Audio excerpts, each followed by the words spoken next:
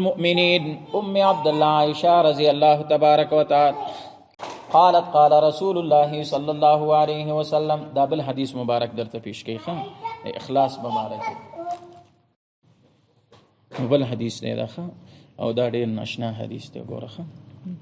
زموږ استاد ایمانوي مورد عائشه صدیقه رضی الله عنها هغه څه فرمایي نبی علیہ السلام فرمایل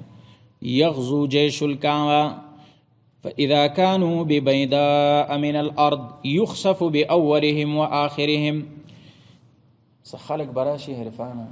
او دوی په خانه کعبه باندې سکي حمله وکړي په دې نیت پر روان شي نو دوی چې نیمه لار پر رسیږي نو حدیث کې راځي یخسف باولهم واخرهم د دې لخر اول او اخر لکه مثلا اول چې د بګرامې کې ده او اخر دلته ده اول او اخر دا به ټول الله پزما کې کسی کې نه بس عائشہ صدیقہ رضی الله عنها ورته فرمایي یا رسول الله صلی الله څنګه با اول او اخر دا پزما کې نه نوځي کنه حالات جدل ته خو بسم وي بازارونه به مي اوس د بګرامې نه مثال در کوم دې زه پورې بازار شته کا کورونه دي خلک دي د خلکو خو څه ګناه نه کړي ها ګناه د چا ده د خلکو د سوچ په کوم نیت څه دي را روان شي کنه نبی علیہ السلام ورته فرمایل چې دا به ټول د څومره چې په دغه ساحه کې دي دا به ټول پزما کنه نوځي ثم یبعثون علی نیاتهم د قیامت پر چې بیا دی پورته کیږي کنه دوی په خپل نیتونو سره سي کدا خلګم په نیت کې ور سره شریک ول نو دوی ته الله غ سزا ورکي او کدا خلک ور سره په نیت کې شریک نو دوی ته الله د شهادت مقام ورکي او غي ته الله سو ورکي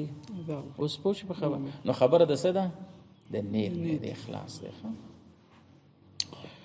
عائشہ صدیقہ رضی اللہ عنہا فرمائی قال رسول اللہ صلی اللہ علیہ وسلم. عائشہ صدیقہ رضی اللہ عنہا فرمائی قال رسول اللہ صلی اللہ علیہ وسلم نبی صلی اللہ علیہ وسلم فرمائل یغزو جیش الکعبہ حملہ بکی غزوہ بکی جیش یو لخکر پا خانہ کعبہ بانے فاذا كانوا ببيداء من الارض کرچی دوی په یو دشت کې د ځمکې نه یخسف باولهم واخرهم خسف بشي اول د دوی او اخر د دوی پوش په دی باندې قالت بی بی مبارکه فرمایي قلت ما ورته یا رسول الله صلی الله علیه وسلم اے د الله رسول کیف یخسف باولهم واخرهم سرنګ به خسف کیږي اول د دوی اخر د دوی خسف دو پیجن کړه